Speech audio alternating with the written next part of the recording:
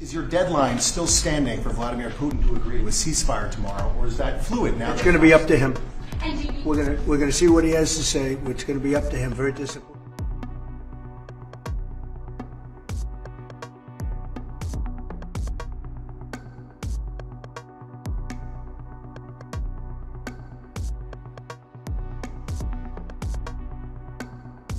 US President Donald Trump has walked back from his earlier insistence that he would only meet Russian President Putin if Ukrainian President Zelensky was also at the summit.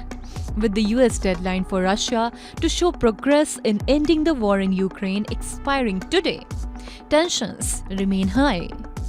Putin, for his part, expressed hope to meet Trump next week, possibly in UAE. But the question on everyone's mind is, will this meeting lead to peace or merely prolong the conflict? Is your deadline still standing for Vladimir Putin to agree to a ceasefire tomorrow, or is that fluid now? It's going to be up to him. And We're going to see what he has to say. It's going to be up to him. Very disappointed. Yeah. do you have to meet with? Does Putin have to meet with Zelensky in order and before you and Putin have to meet? Or are you No. No. Are you So you're willing to, that's actually important because President Putin said this morning he was pretty dismissive of this idea of meeting with President Who was? Zelensky. President Putin was. I don't know. I didn't hear For you him. to meet with him, he doesn't have to agree to meet with Zelensky. Is that what you're saying? No, he doesn't. No. So when do you think that meeting? They would like to meet with me, and I'll do whatever I can to stop the killing. So. This flip-flop has left many confused and critics questioning Trump's influence.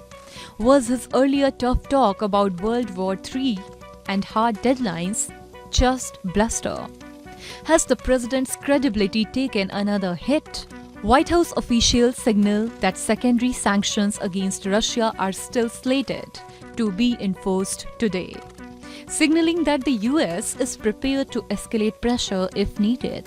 The president set a 2-week deadline for Ukraine and Russia to negotiate a deal. That time is now up. Does the president intend to set a new deadline on this call with President Putin? And how much longer is he willing to give these talks? Yeah, I don't want to get ahead of the specifics of the conversation the president will be having with President Putin in less than an hour this morning. But he has made clear throughout the entirety of this conflict, since he inherited it from Joe Biden. Don't forget, this is a war that began because of the previous administration's incompetence and weakness, and President Trump is working very hard to fix it.